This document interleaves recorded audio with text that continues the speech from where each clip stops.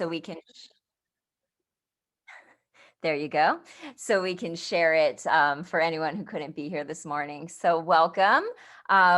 We are going to have some slides. We're going to recap the past year with the Jersey City Arts Council, talk a little bit about our upcoming plans, and then have a little time at the end to hear from you. So Mac, if you want to share our screen. Yeah.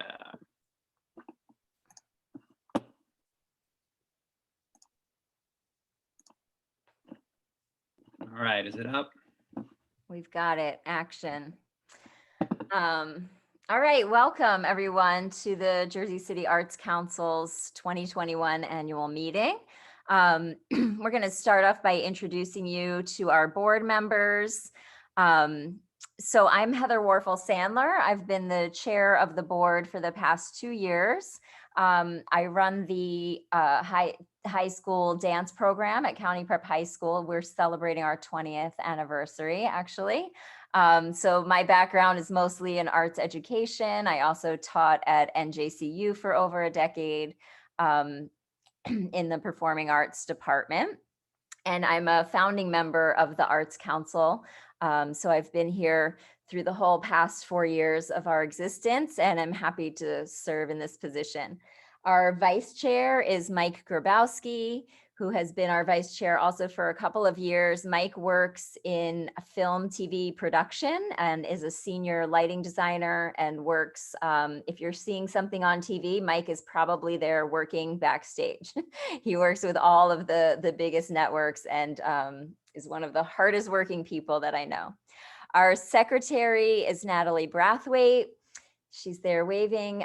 Natalie works for Fidelity Investments in public affairs and also has a background in the arts, growing up in the performing arts and piano. Our treasurer is Bethany Widrich. And Bethany has worked in the arts in Jersey City for over a decade, starting with the Jersey City Museum. And she's also been involved with arts funding and museum management, and also gallery management. Wycliffe Daniels Wilkinson is on our board. There's Wycliffe waving. Wycliffe works in financial advisement, but he also is passionate about arts education. He was on our arts education committee prior to joining the board, and he founded We've Got Rhythm, which is an organization that connects youth with music opportunities. And we have Ashina Johnson with us. Ashina has also been on the board for several years. Ashina is a dedicated community member and activist and has worked around the city with the Anti-Violence Coalition and has also worked in several civic positions in the city. And Alvin Pettit is also on our board. Alvin is an accomplished artist and he runs the Bethune Center in Greenville, which, if you're not familiar with, is a center that's open to all Jersey City residents that has free classes in the arts and other kinds of activities. So check that out if that's new to you. And lastly, our staff, our first staff member who was hired just this past March, Mac Adams Smith, who will be helping run the show today. Mac comes from a lifetime working in nonprofits and has been active in the city with several local nonprofits, including Project Eats and content creators, and has also worked in performing arts and has a literary background. So that's who we are. And we thought it would be fun today to start off by hearing from someone who has great energy and has been a dedicated member of the community outside of our board. So Angela Karyatas has generously offered to say a few words to open up our meeting today. Thanks, Angela. Sure. Hi, everyone. Thank you for allowing me to share space with all of you and be in fellowship.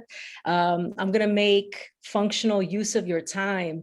I'm the Director of Diversity and Inclusion at Brookdale Community College. We serve all of Monmouth County, and I manage the Community College Opportunity Grant, which makes your first 2 years of college completely free. So it's my job to connect to thought leaders, organic intellectuals, people that are out in the community to connect them to the resources that we have. Because the big problem that we're seeing is there are resources, but people don't know about them. So I'm here in the context of how do you let people know what it is that you have? How do you do outreach? And I use that term real carefully in ways that are ethical and that cause no harm.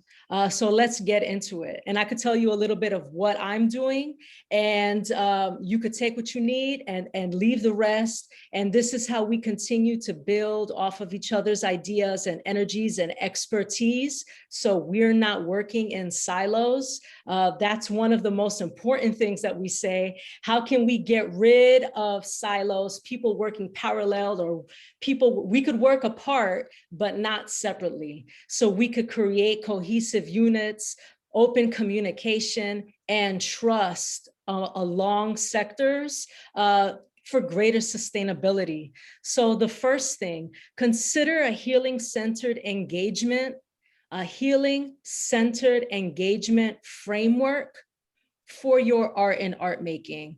Healing-centered engagement has been pioneered by Dr. Sean Ginwright. It's not antithetical to trauma-informed care, but it is a continuing, it's extending it. Healing-centered education and engagement has 4 components. The first one is, it is political as opposed to clinical. It is asset-based as opposed to deficit-based. It is centered in identity and is culturally responsive, and it takes care of the caretaker. So think of how might a healing-centered engagement function in your art and art making, and the way it might inform everything that you do when you do the work. Next, I'll tell you a little bit of what we do. Consider Jersey City Arts Council navigators. JCAC navigators, people that are already, think about your city as different, you have your different sections, your different quadrants, having ambassadors that are embedded, that are already embedded in those space, people that are working in the field already, that those are your conduits to connecting to those communities that you really want to serve. Can you identify those organic leaders? Can you invest in their professional development? Those are the people, there's already art and art making that's happening in all of the places. That's how people are resilient as they are. It's just a matter of creating community and establishing trust. Identify your JCAC navigators that are in those communities, and they are the ones that could relay your information and your resources in very formal ways. They're at all the festivals. They have a table at all the block parties. They're there at all of the events. They're giving out the swag. They're talking about the deadlines for applications. They then create a formal sign-up system where people can sign up and connect to you. And then there are formal information sessions that happen all of the time, where those JCAC navigators are then helping people apply for these applications. Those people are helping people meet those deadlines, culling materials. Like we have all these grants available, all these scholarships, but we also have the people that help the people apply for those. Make sure all the paperwork is in place. Make sure that all materials are positioned in the way that gives them the best shot for success. create a community of practice, create a professional learning league, a professional learning league, a professional learning community, community of practice, whatever it is that you want to call it, a meetup, something that is formalized, something that is supported, something that is always open, where people can meet each other, create that trust. Robbie McCauley gave the best advice about collaborators. Like, how do you pick the people that you work with? And she says, don't work with anybody you don't like. And nobody's going to like you, and nobody's going to want to bring you into their home, and nobody's going to want to work with you if they don't know you, if they don't like you, if there's no comfortability, if there's no trust. So nurturing and developing a community of practice, and put it on use Mighty Networks. Mighty Networks is a free resource. It's a free platform. So now JCAC can have their own social media group with different Mighty Networks. You can create different circles within the larger circle, within the larger group. So you have these individualized conversations, and then you have the general meeting area. And at another date, I could walk you through it. I'm creating a Mighty Network social media for Brookdale Community College for how we have DEI conversations. And then we have our executive leadership group. Then we have our Black faculty group. Then we have our LGBT group. And then we have our staff group. We have the student group. We have everybody in these circles that are having their own affinity conversations, but then also connected to the larger network. It's free. It keeps everybody connected. It keeps the open communication going, which is so important, and the sharing of resources and the connections.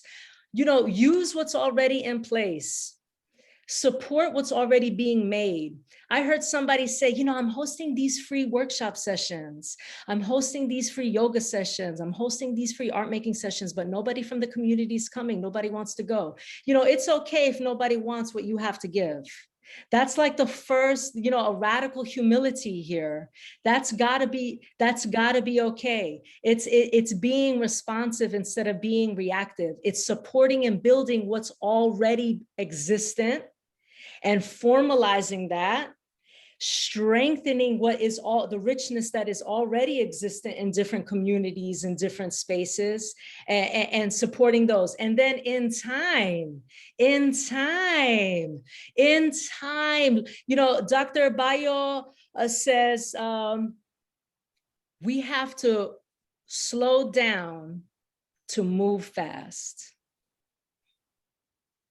We have to slow down to move fast.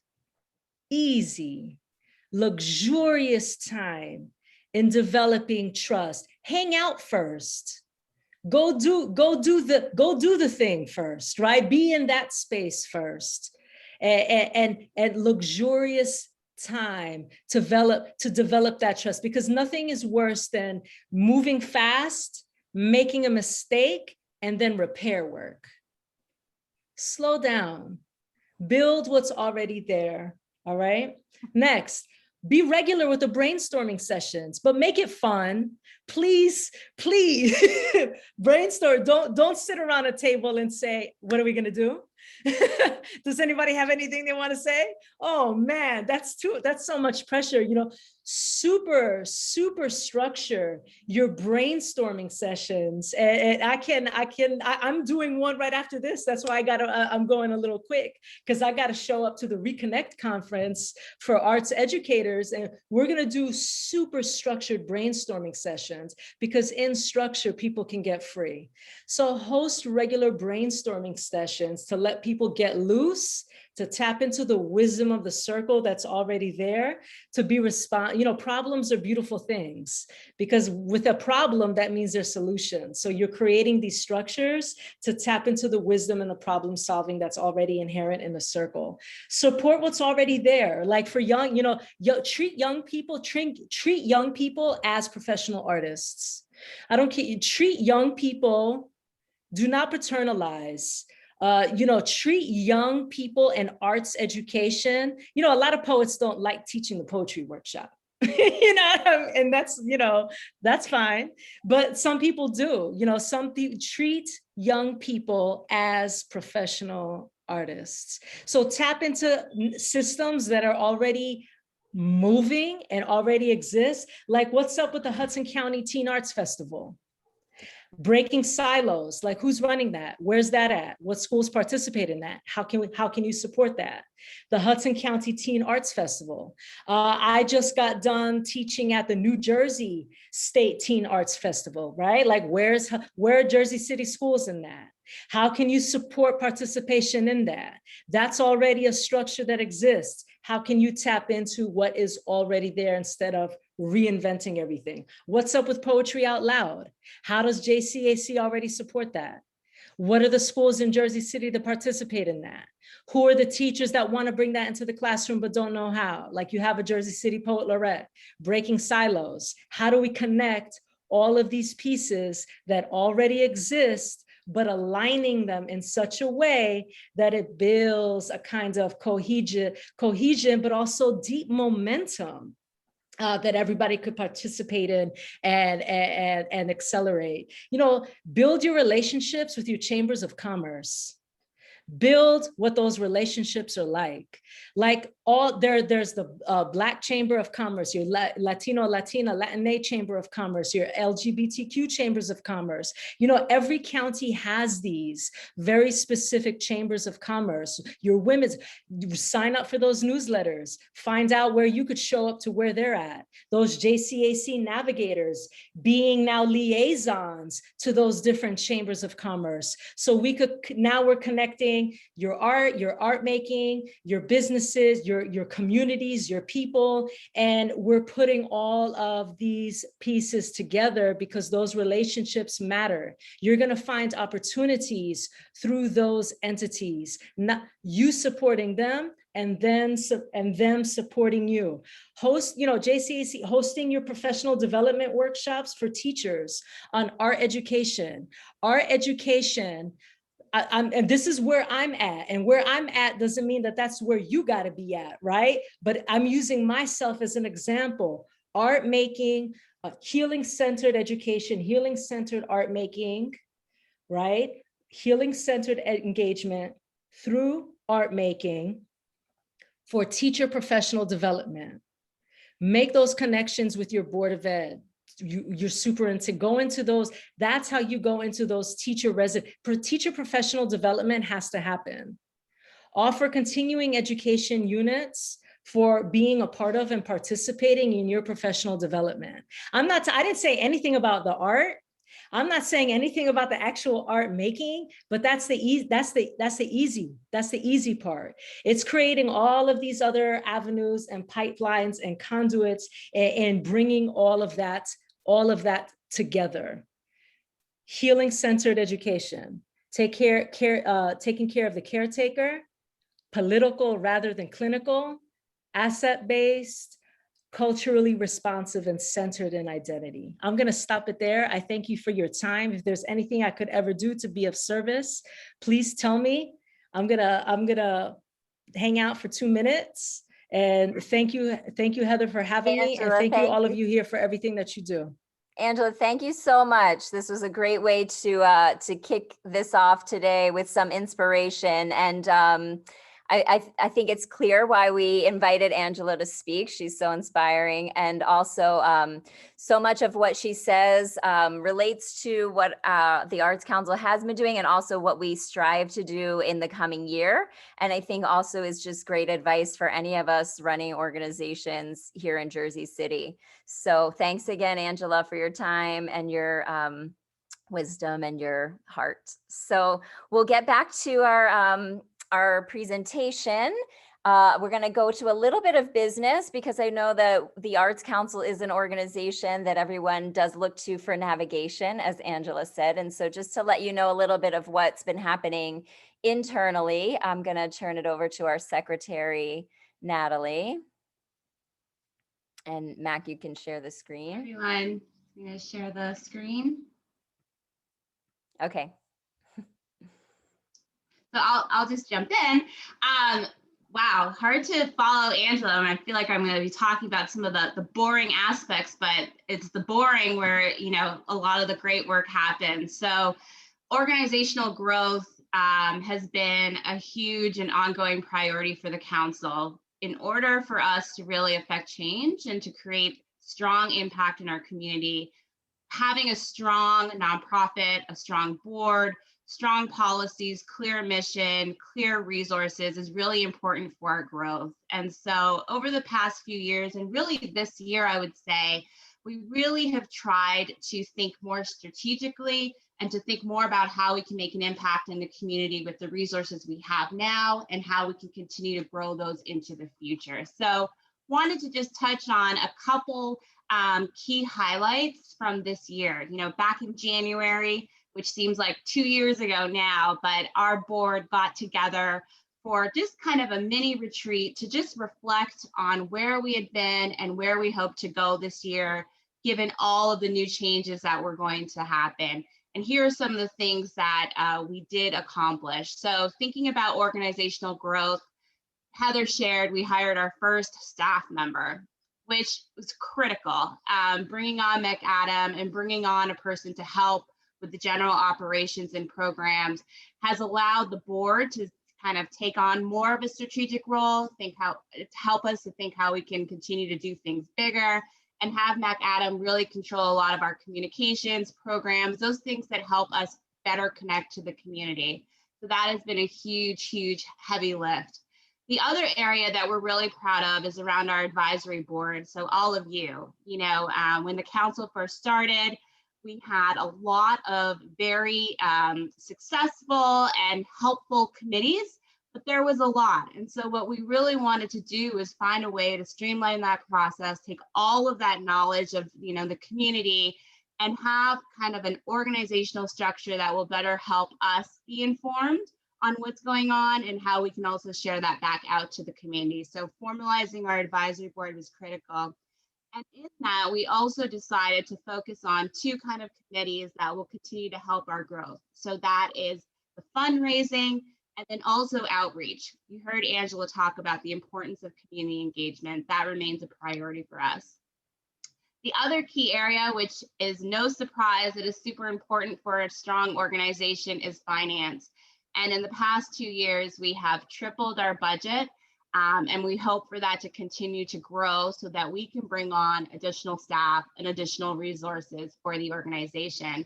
And you'll see some of the sponsors and partners there below. We hope that by next year, we have a full slide deck of sponsors and partners, and maybe even two slides that will highlight all of the great partnerships that we have. And speaking of partnerships, this year, as many of you know, we have been very involved in supporting the establishment of the Arts and Culture Trust. And with that, we helped to finalize an MOU with Jersey City. And now this is super important for us. This will help us clarify roles and responsibilities, as well as the scope of work, to ensure that this fund is successful for the entire community and that the Jersey City Arts Council has a strong role in that work. And then lastly, partners and sponsors. This is just a snapshot of kind of who we work with. Not only are sponsors important, but the community partnerships. It's those partnering on grants. It's helping us to facilitate, weekly discussions with the community, with NJCU and with the city. All of that comes together, and we know that there's so many other partners that we can continue to support and engage. So that is kind of a little bit of a snapshot of our organizational year. I would say transparency around our policies and procedures is also a big priority, and we always welcome feedback in terms of how we can continue to share the good work that we're doing with the community. Awesome. Thank you, Natalie. Sure. I wanted to just show you a little of our advisory board. I can't go into their full bios, but we're going to show you our website in a moment, and you can go to the website if you'd like to learn more. So as Natalie said, formalizing the advisory board has been a really important part of us responding to feedback from the community. If you look at nonprofit structures, really any nonprofit, the board often is more about a business organization. Also, there's sponsors, funders, and business partners. But we needed to find a way to make sure that we were integrating the arts community as well. And so we look to our comrades at Newark Arts, who have been an amazing ally through the building of our Arts Council, which is 4 years old, and theirs, which is 40.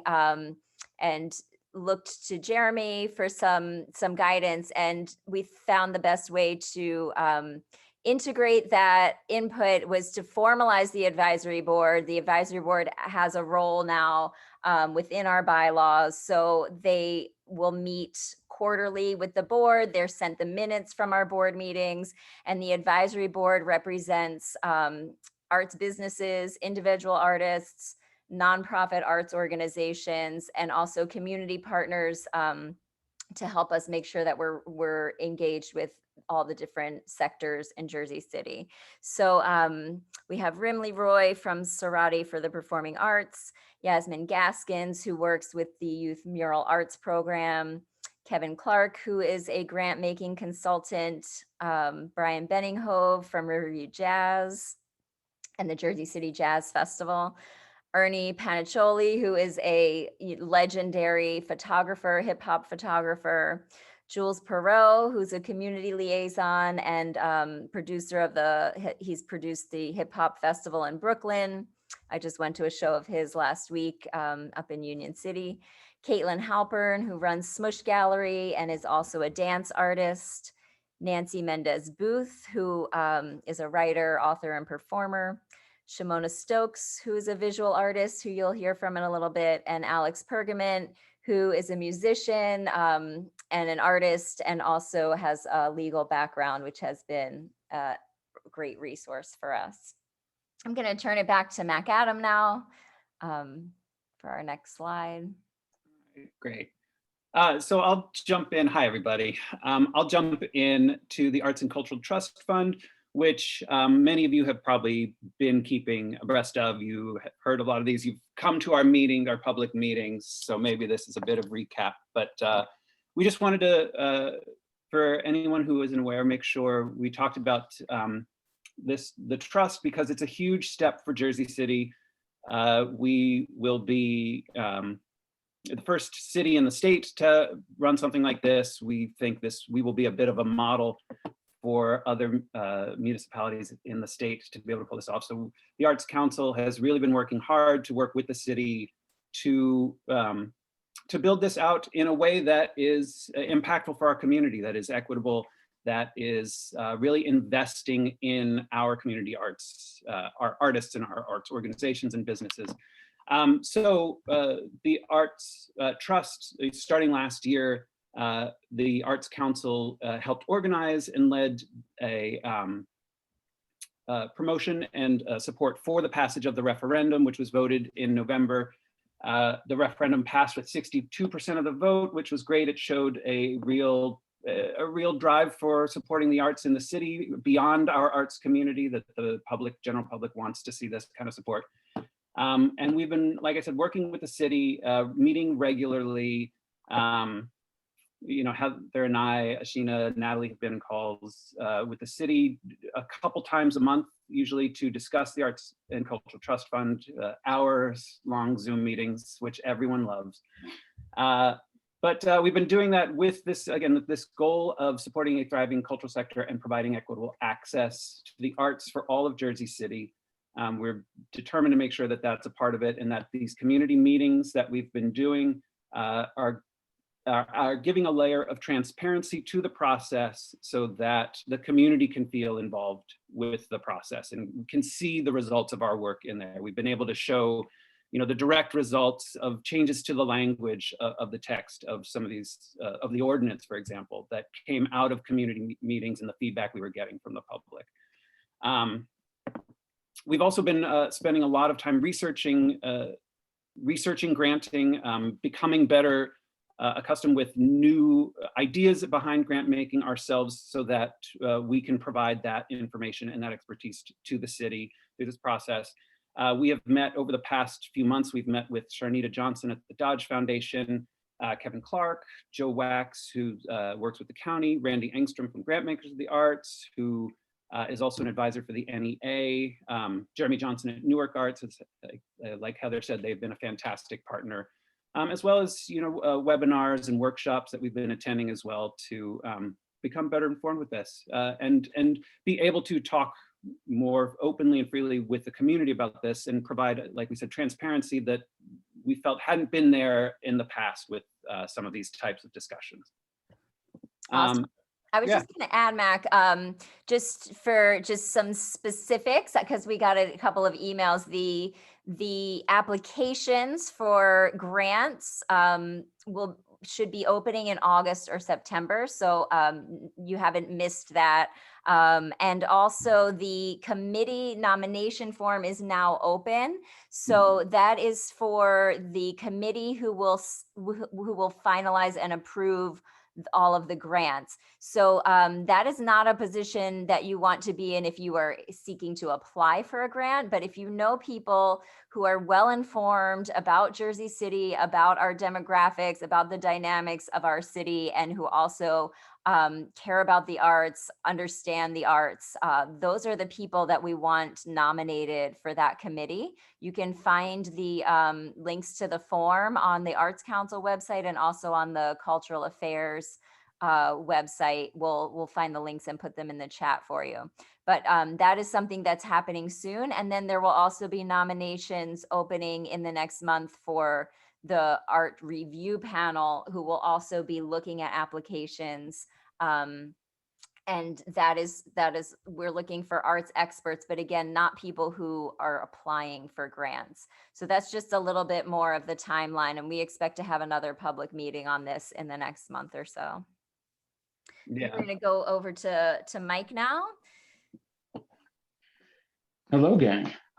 Yeah, one of the other things, sort of piggybacking on what Mac, Adam, and Natalie had both mentioned, the public meetings have become a big part of what we've been doing in the past year or so, in terms of adding to use Mac Adams' words, transparency was a big part of that, and to get more input. One of the nice things is they've been a variety of things, a lot on the Arts Trust, but we've had a whole host of wonderful guest speakers, and had some good development workshops.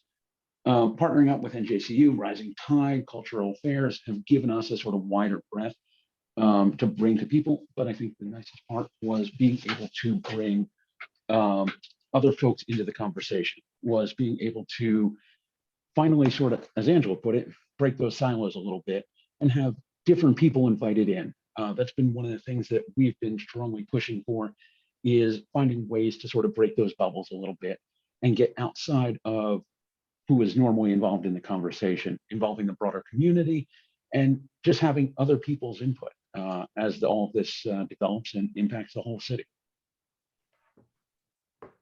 Thanks, Mike.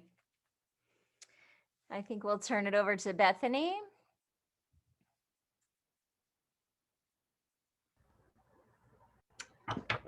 Hi, everyone. So good to see you today. To also have an understanding of what an incredible year of growth and outreach and self-growth and outreach the council has had. We have worked with the 2 rounds of COVID grants. The first round was last year, the summer of 2020, as well as earlier this year as well. And so I was able to take part in the funding decisions to decide how awards would be distributed. And I think the most important thing to keep in mind is that folks, we distributed monies and grant awards to not only individual artists, but small arts organizations as well, because this year was just an unprecedented, there's no other word to describe it. And so the amount of asks that were directed to us was just incredible. And so we were so happy to be able to support over 150 different grant awards to help out our community. The other thing to be conscious of is just that there were no restrictions to the awards. There was no reporting requirement associated with it. If someone applied and they got through the grant process, they were given an award without restrictions. We were really conscious during the process in the board, and there was a lot of discussion about how to administer over these. And so I'm super, super grateful to MacAdam, who really put things together in a clear way with the different software platforms so I could assess, we could assess who was asking for what. And, he was able to kind of lead through different folks and organizations that were not based in Jersey City, because even though we have a larger reach outside of this community, the funding was really meant for Jersey City. And so we also were very conscious about reaching different wards, different constituents and different demographics. Everything was discussed. Different panelists on the board were able to objectively rank and take notes for every single application that came in. And then they were discussed how to distribute amongst the different board members who voted, and everything was finalized, and there were different perspectives and reminders brought in. And so I'm really proud of the work that we did. And we really worked hard to make sure that this was even, equitable, and fair, because that is what we really want to make sure we have in the back of our minds going forward as we continue to grow and partner with the city for the referendum as well. So thank you so much. Thanks, Bethany.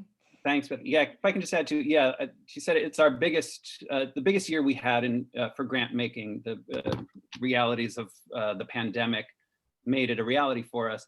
But it also, we learned a lot, and we built a really great structure. And like Bethany said, hopefully something that we can both incorporate into our work with the city on the Arts and Culture Trust Fund, but also hopefully help us spawn some new opportunities, like the antenna grant, which if Shimona's on, it'd be great if she could talk about that. Yeah, hi everyone. Thanks, MacAdam. So I'm Shimona, and I'm a local artist here in Journal Square. And last year I sold a large sculpture called Antenna, and it was crowdfunded, and I used half of the proceeds to create this grant. And there's obviously a really big hole in the arts world for female artists, especially women artists of color. So I wanted to create a program that would support young artists just getting started out in their careers. So we created this grant for young female identifying artists of color in the range of ages 16 to 23. And I partnered with the Arts Council to structure this program because, I've never done anything like this before. It's my first time. And I was super grateful to work with Heather and MacAdam on this, and the Arts Council. We really collaborated on this for the past year. And we fundraised and generated nearly 10K. So that was really exciting. And this past winter and spring, we did an open call for artist submissions within Jersey City. And it was our first year, so we had a smaller pool of applicants, but we were still really moved by the energy and the work of the young artists that came in. And we ended up with one grand prize winner, and she's a sophomore in college majoring in documentary filmmaking, and 3 runners-up. So all the grantees will receive funds to aid their vision. There's going to be a year-long mentorship, split up between myself and 3 other amazing local artist professionals. We have Theda Sandiford, Missy Robinson, and Cheryl Mack, who is owner of Bridge Gallery. And the artists will get some other benefits, like a year-long membership with ProArts. So we're going to be presenting the girls with these awards later this evening at the Nimbus event downtown. So hopefully some of you can make it out to that. And we really hope that this grant will kind of build a growing community that will grow. This is our first year, so we just want this to gather some momentum and exposure. And if anybody has any ideas of how we can do that moving forward, I'm totally open to that. And I'll just close out something that really kind of hit home with me. When we were reviewing the grants, one of the girls mentioned that she felt invisible, and that was really hard to hear. So we hope that this program is a step like in the right direction to help her and others like her feel seen moving forward. So yeah, we're really excited about this. So just looking forward to keeping it moving, keeping it growing. Thanks, guys. Thank you, Shimona. Wycliffe. Thank you very much. Can everybody hear me okay? All right, awesome. I have to say, it is an honor to be part of this great group of people making a change in our community and in our city. It's just very inspiring to hear all of the things going on. And I mean, it brings us to my favorite part of being involved with this organization, which is really honoring the artists who are the educators, the performers, the poets, the documentarians who not only deliver beautiful quality art, but also invest into the community where they live. I mean, they really embody the spirit of the Arts Council and what we're all about in this advisory board. So this year, thanks to the evolutionary challenge of a pandemic, we went virtual for our awards ceremony. We honored 12 different artists and organizations for their contributions to Jersey City and the community. And we announced our poet laureate, and we have our nominations for the 2021 Arts Awards coming up soon. So for that, please, please, please reach out. If there are people that you feel are need to be on this list, need to be honored publicly for their contribution to the arts and to the artistic culture of Jersey City, make sure that we know about them, make sure that their names are spoken. One quick anecdote, because we're running a little bit long. I just really am a believer in this awards ceremony, because it really is powerful when you bring so many like-minded people together. I speak about this because personally, when I was just an arts education committee volunteer, I went to the event largely because of the pushing of my wife. I didn't want to go, it was late, and I didn't want to go at the evening after a long day of work. And thank goodness I went. I met a professional concert pianist, Katya Graneva, through an introduction from another committee member at the awards ceremony. And Katya and I, through my organization, We've Got Rhythm, and a bunch of other volunteers, because it's a large team, we brought, I believe, I want to say 500 children over the years to her concert in Carnegie Hall at the end of the year in the holidays, and then brought them backstage. So when I say brought 500 children, I mean like their chaperones if necessary, their parents if necessary. We bussed them, and I want to say 7 different schools in Jersey City and a bunch of other places in New Jersey. That's the power of our awards ceremony and of this culture that we're building together. So that's enough from me. I think Max got a great clip from the awards ceremony we could play right now. I do have a clip, but if we are running long on, if we're short on time, we'll just go to it quickly. But yeah, if anyone is interested, yeah, sorry, we are short on time, so maybe I won't play the whole thing. But if people are interested, it's all up online. We're proud of it because we made an hour-long video that took us a lot of work, but also because it highlights a lot of really great art that went on last year during a pandemic, during a time when people were worried about their jobs and their organizations surviving all of this. It did not stop our city from being creative and producing great content. So, and I will quickly piggyback on what McAdam's saying is all this and everything else we've been talking about is all up on our website or our YouTube channel. So if you haven't, check both of those out. We regularly, all this will go up on there, and all the content that we've created, all the meetings, all that stuff is up on that website as well, and our YouTube as well. yeah, great. So yeah, just for time, I suggest people run and watch it themselves, but we'll jump back in to... And maybe we could put a link in the chat for our website and for our YouTube channel. Yes, I was, sorry, struggling to even get to it. I was trying to pull up our website. Here we go. So our next slide in this all, good transition, is our website. We just launched, just to quickly say, we launched a new website this year. It's been a long time in the works, but it's we hope, much easier to navigate, cleaned up experience with our site. we've added new resources specifically for local arts resources, links to other partners that have great resources. We have added an events calendar, which is something that came out of feedback from the community that they would love a dedicated arts calendar. We'll look at that really quickly. We also have a kind of local arts news section where people can share news items with us. We don't have a reporting staff yet, unfortunately. But if you have local arts news, if you have a press release about an upcoming program or exhibit, that's something you can share with us. We'll be featuring more local artists through the Artist Spotlight section. And we will also be updating. We have currently an arts education resource page, but it's a little out of date, but we will be updating that entire site. We might be reaching out to arts organizations to get updated information from you guys. But just to quickly jump over, so you can see it, it's jerseycityartscouncil.org. This is our site. Like I mentioned, we have an arts news section. So if you have press releases, unfortunately, we don't have the time to write the articles ourselves, but if you want to send us the item, we can post it on here as part of that.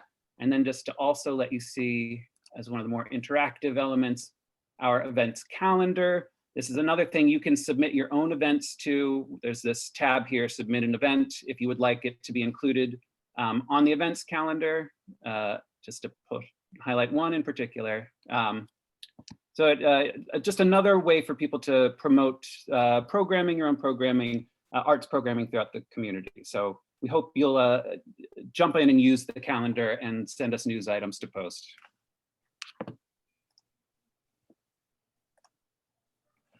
All right, Heather, would you like to jump in?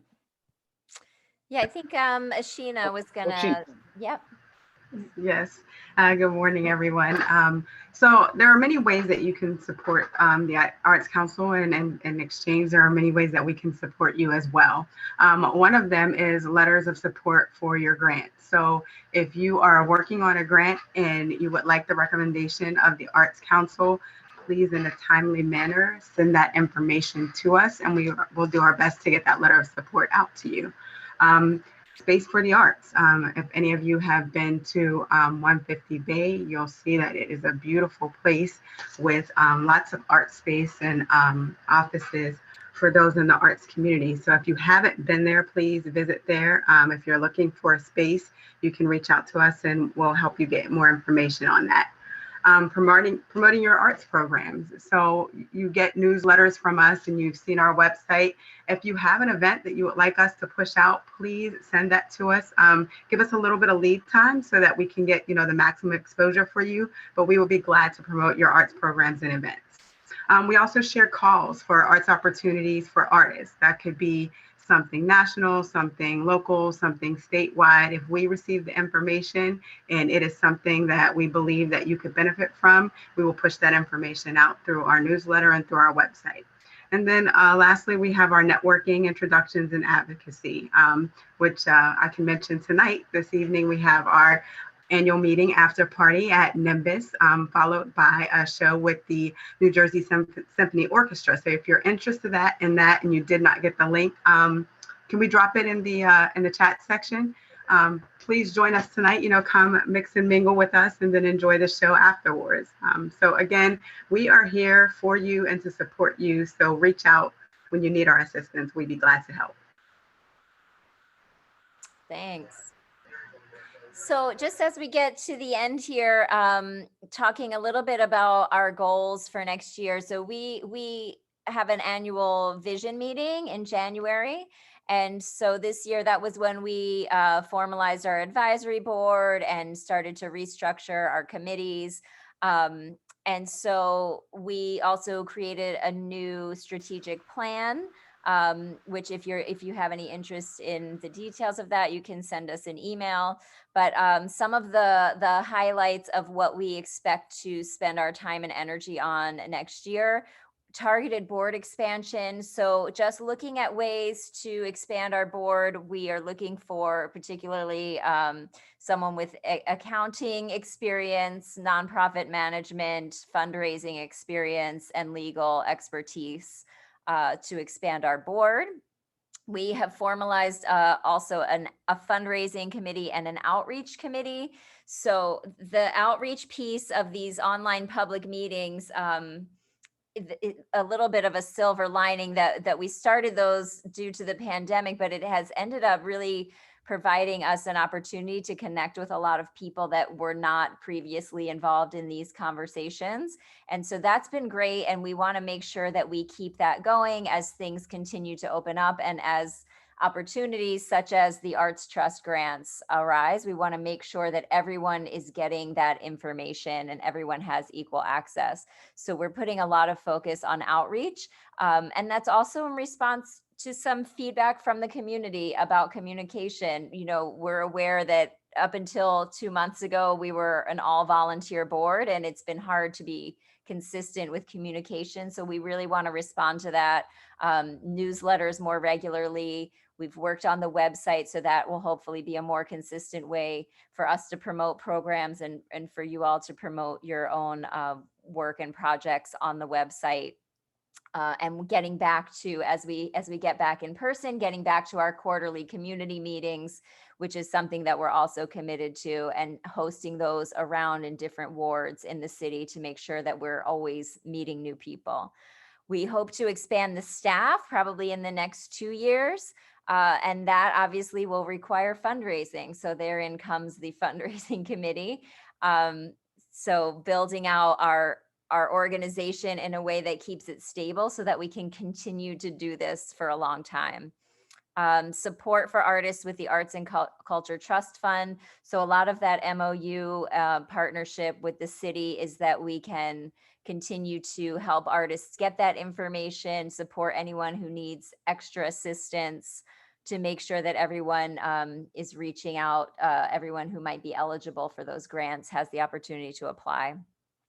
We also, with the trust, are proposing a fellowship program that the Arts Council would run for individual artists.